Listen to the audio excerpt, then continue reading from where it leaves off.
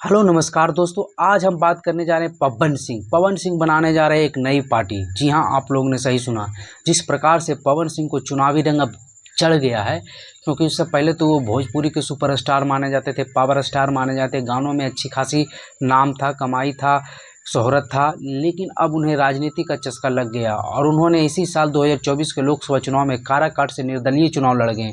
हालांकि इससे पहले वो बीजेपी में शामिल थे, मोदी को अपना नेता मानते थे, लेकिन 2024 में उन्हें आसनसोल से चुनाव टिकट भी दिया गया चुनाव लड़ने का। पता नहीं वो मना किए, उधर बीजेपी ने उन्हें टिकट नहीं दिया क्योंकि गानों को लेकर बवाल की बातें आ रही थी। लेकिन उन्होंने काराकाट से निर्दलीय चुनाव लड़ने की बात की और चुनाव लड़ा भी।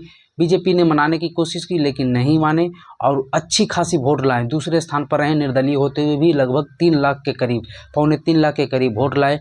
और उसके बाद उन्हें भी विश्वास नहीं था। ये देखकर पवन सिंह काफ़ी उत्साहित हैं, उत्तेजित हैं और उन्हें लग रहा है कि पूरे बिहार में उनकी पकड़ है, उनकी पॉपुलैरिटी है और इस चलते हुए एक नई पार्टी बना रहे हैं, क्योंकि बीजेपी ने उन्हें पार्टी से बाहर निकाल दिया था चुनाव के वक्त।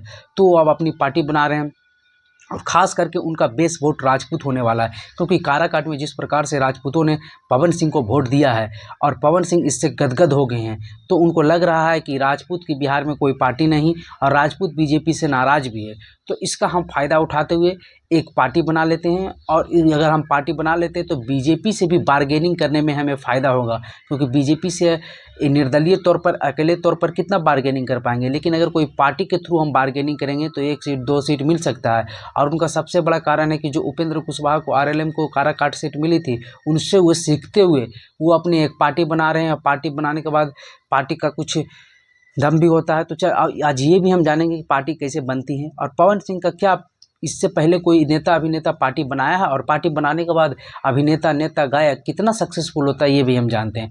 तो ये पवन सिंह का अभी ताज़ा हालिया पवन सिंह सबसे बड़ा उदाहरण ले रहे हैं पवन कल्याण को लेकर, जो आंध्र प्रदेश में तेलुगु फिल्म के सुपरस्टार हैं। उन्होंने पार्टी बनाई, साल 2024 में लोकसभा का चुनाव भी लड़ा, विधानसभा के चुनाव लड़ा बीजेपी एनडीए गठबंधन के साथ।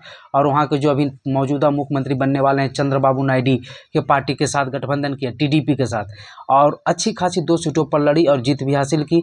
और पवन कल्याण आंध्र प्रदेश के राजनीतिक में उभरते हुए चेहरे निकले। हालांकि पार्टी उन्होंने 2014 में ही बना लिया था, लेकिन चुनाव इस बार आकर लड़े हैं और अच्छी खासी मेहनत की हैं। और पवन कल्याण अपने आंध्र प्रदेश के तेलुगु के क्षेत्र में एक सुपरस्टार हैं, तो उनकी थोड़ी सी, लेकिन पार्टी तो रजनीकांत भी बनाए हैं साउथ में, पार्टी कमल हसन भी बनाए हैं। तो राजनीतिक में हीरो का पार्टी बहुत कम सक्सेसफुल होता है। बिहार में पवन सिंह का पवन कल्याण से कंपेरिजन करें तो पवन कल्याण बहुत बड़े सुपरस्टार है। उनकी फिल्म में 100 करोड़ से ऊपर में कमाई करती है। हालांकि भोजपुरी के स्टार पवन सिंह भी हैं, लेकिन ये एल्बम के बदौलत, गाने के बदौलत, और इनकी फिल्में नहीं चलती उतनी। 100 करोड़, 2 करोड़, 4 करोड़ भी कमा ले तो बड़ी बात होती है। और पता नहीं इन सभी भोजपुरी स्टारों को आंकड़ा भी नहीं है कि इनकी फिल्में कितनी कमाती है। और अभी जो भोजपुरी फिल्म का जो अभी सिनेरियो चल रहा है, वो आप लोग को पता होगा कि हॉल में कोई देखने भी नहीं जाता है भोजपुरी फिल्म, क्योंकि कहानी ही नहीं होती है भोजपुरी फिल्मों में। तो पवन सिंह और पवन कल्याण में बड़ा अंतर है। लेकिन हाँ, बिहार में राजपूतों में एक सिंपैथी है पवन सिंह को लेकर और उन्होंने काराकाट में अच्छी खासी वोट लाई थी। लेकिन ऑल ओवर बिहार राजपूतों में कितनी उनकी एक्सेप्टेंस होगी, ये देखने वाली बात हुई, क्योंकि हालांकि अलग अलग क्षेत्रों के अलग अलग नेता है राजपूतों में भी, और बीजेपी इसे ऐसा होने नहीं देगी, क्योंकि बीजेपी का बेस वोट है राजपूत। बात करें सुपौल की तरफ, पूर्णिया और उधर की तरफ, तो उधर से जो हैं राजपूतों के नेता आनंद मोहन सिंह बहुत बड़े नेता हैं और उनकी पत्नी लवली आनंद सांसद भी बनी है। जमुई की बात करें तो वहाँ से नरेंद्र सिंह और उनके बेटे की एक अलग पहचान है। और आरा के क्षेत्र में बात करें तो आरके सिंह टाइप नेता हैं। तो इधर मगध के क्षेत्र में सुशील सिंह जैसे नेता हैं।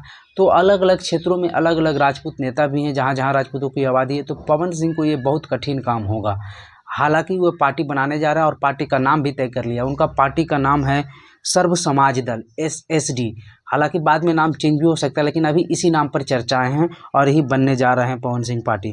हालांकि आपको बता दें कि पार्टी बनाने के लिए ज़रूरी चीज़ें क्या होती है, तो कानून में कहा गया कि representation of the people act 1951 के तहत कोई भी भारतीय नागरिक अपनी पार्टी बना सकता है।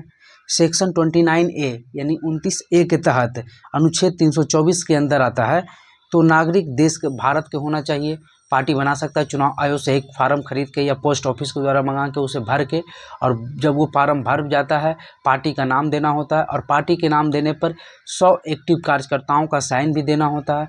और जब ये सब हो जाता है तब उन्हें मीडिया में, पेपर में, खास करके राज्य स्तरीय पेपर और देश स्तरीय दोनों पेपर में 2 दिन तक उन्हें विज्ञापन देना होता है, और दोनों दिन तक विज्ञापन में कोई क्लेम उनके खिलाफ नहीं आना चाहिए। क्लेम आएगा तो वो पार्टी का नाम बदलाव हो जाएगा।